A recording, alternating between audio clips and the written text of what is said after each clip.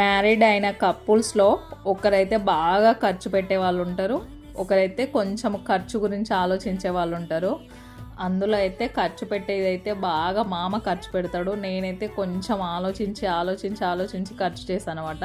ఇదంతా ఎందుకు చెప్తున్నా అంటే ఎప్పుడు డిమార్ట్కి వెళ్ళినా మామ నేను ఇద్దరం కలిసి వెళ్తాము. ఆయన అన్ని ట్రాలీలో పెడతా ఉంటాను, నేను అవసరం ఉన్నాయి తీసుకొని అవన్నీ ట్రాలీల నుండి తీసి బయట పెట్టేస్తూ ఉంటాను. ఇంకా నాకు టైం ఉండట్లేదని తను మొన్న ఒక్కడే వెళ్ళిండు. ఇంకా వెళ్ళిండా ఎంత సామాన్ పట్టుకొచ్చిండో అసలు.